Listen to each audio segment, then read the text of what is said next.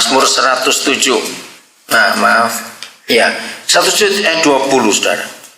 Disampaikannya apanya? Firman-Nya, dan disembuhkannya mereka, diluputkannya mereka dari liang kubur. Literal, saudara apa bacanya? Dia mengirimkan firman-Nya kepada mereka dan menyembuhkan mereka dan membebaskan mereka dari lubang kebinasaan mereka. Ya. Firman bisa menyembuhkan.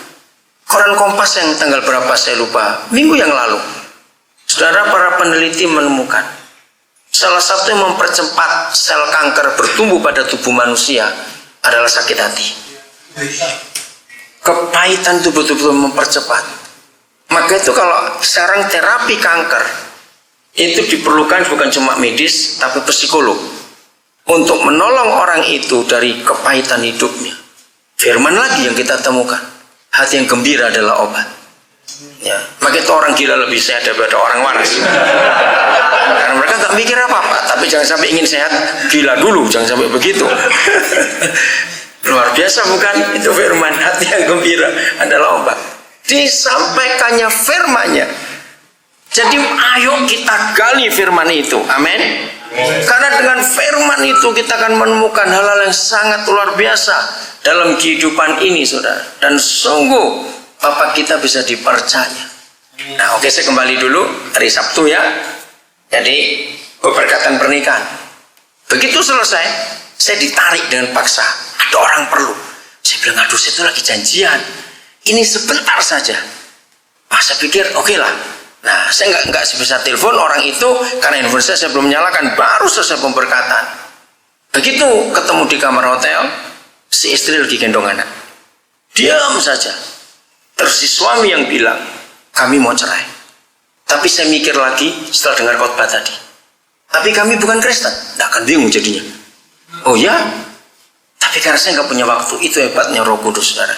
Kalau saya nggak punya waktu, saya cuma tanya, Tuhan beri poinnya, saya pergi. Itu hebatnya Roh Kudus. Poinnya cuma 3. Saya pertama bilang kepada istrinya dulu. Karena istri pasti paling terluka. Saudara, sebelum saya ceritakan itu, kenapa dia bisa bertobat? Dia menikah 18 tahun. Tapi tidak pernah ketemu sebuah konsep seperti yang Alkitab dengar, yang bacakan. Dan dia baru dengar hari itu. Prinsipnya apa? Suami itu kepala, istri itu tubuh. Simpel bukan? Jadi kalau saudara menceraikan istri, itu sama dengan saudara potong tubuhmu sendiri. Dia mati. Begitu pula kalau istri nggak suka suaminya, itu sama dengan bunuh diri. Dia potong kepalanya sendiri, mati juga. Simpel bukan? Lah mereka mikir, terus bagaimana anak-anak nanti? Ingat tuh, belum Kristen ya, saudara. Jadi dari hari Sabtu sampai tadi ini, tiap hari mereka dua itu telepon, cerita perkembangannya yang luar biasa. Kemarin waktu kami transit di Kaimana, dapat telepon lagi, ada berita luar biasa. Anak kami yang pertama tiba-tiba tadi pagi bangun, dia minta dibaptis. Ada nggak Kristen? Terus apanya tanya, dari mana kamu tahu? Dia mimpi tadi malam. Di situ mereka makin yakin kalau papa mama dibolehkan, anak dibolehkan. Amin. Ya. Mereka tadi mau datang, cuma saya nggak bisa datang. Masih di mana tadi? Pendri? Mereka di apa? Iya, di PSS ini ada. Tiba-tiba ada pertemuan. Aduh, saudara, kalau saya bacakan bagaimana mereka dipulihkan Tuhan, itu sungguh-sungguh luar biasa. Cepat sekali.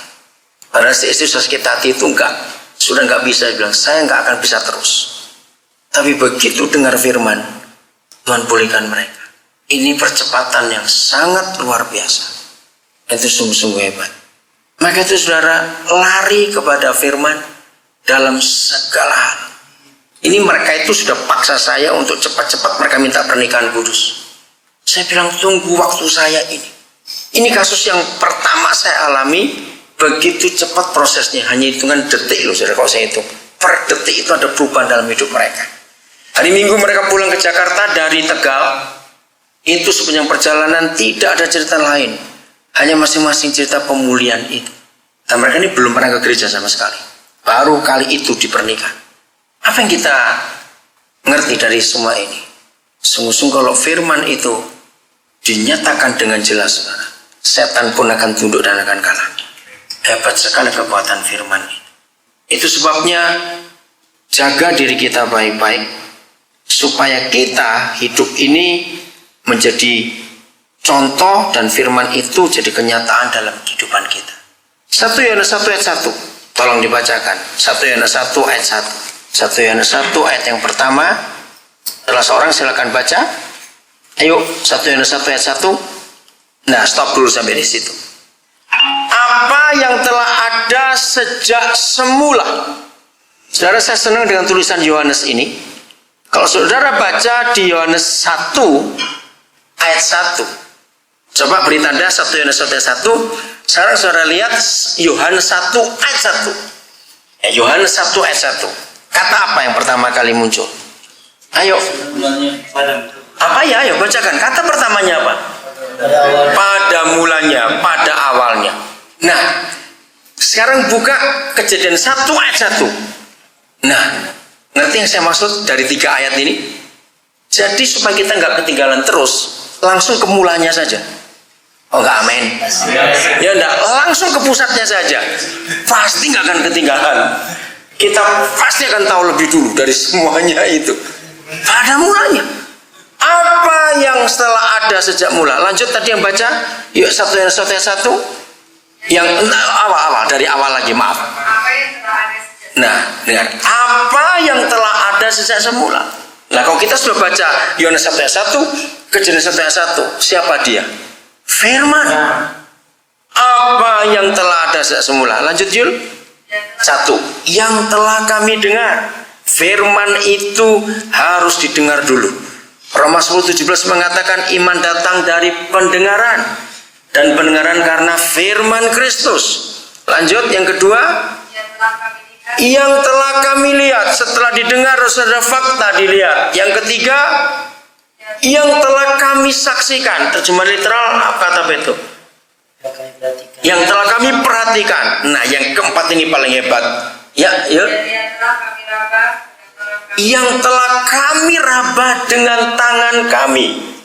Nah, tentang firman hidup itu, saudara, saya mau katakan dunia butuh 4 hal ini. Mereka mau mendengar dulu, mereka mau melihat, mereka mau menyaksikan. Akhirnya mereka bisa menyentuh. Oh, ini dia. Dengan tangan loh saudara. Itu kan luar biasa. Nah, saya lagi cari ini SMS si istri kepada suami itu ya. Mengagumkan sekali saudara. Yang mau bacakan ini ya. Jadi ayo dalam segala hal saudara kita cari pada mulanya itu apa? Adalah firman. Dan firman itu ingin dikenal oleh semua manusia di dunia sampai diraba dengan tangan juga. Pak, tidak tahu di bagian mana. Oke, saya lanjut aja. Nah, sekarang bagaimana firman itu bisa jadi kenyataan dalam kehidupan kita? Ini yang penting untuk kita tahu. Sederhana sekali cara kerja firman itu dalam hidup kita. Sekarang saudara buka Yohanes 1 ayat 14. Firman itu telah menjadi siapa? Manusia. Kita ini apa? Manusia. Nah, berarti kita jadi apa dan firman jadi siapa? Ngerti maksudnya? Kita harus jadi firman itu. Dan firman itu jadi kita. Lanjut. Yang dan diam di antara kita. Itu yang hebat. Terima kasih. Literal kalimat pertamanya apa? Dan firman itu sudah menjadi daging dan berdiam di antara kita. Menjadi daging. Sekarang coba saudara renungkan. Kalau firman itu sudah jadi manusia, gambaran saudara itu apa sebetulnya? Kan manusia itu kita. Coba pikirkan. Bagaimana bentuknya? Kira-kira itu seperti apa? Menurut bayangan saudara, kalau firman itu jadi manusia itu menurut saudara itu bagaimana? Apa? Bukan itu yang saya maksud. Kira-kira seperti apa di dalam kita itu seperti apa? Ya memang firman itu sempurna, bukan itu. Ya, gimana? Gak usah takut salah Yul, ayo. Gimana? Oke. Saya ingin ajak saudara pakai logika ini. Mungkinkah ada orang makan durian bisa disembunyikan dia nggak makan? Ngerti ilustrasi ini? Kenapa? Saudara mau gosok gigi sampai habis 1 cup odol itu akan tetap bau. Betul? Nah, jadi duriannya ada di mana? Dalam tubuh kita. dan tidak bisa disembunyikan. Mazmur 107. Nah, maaf. Ya, 107 ayat 20, Saudara. Di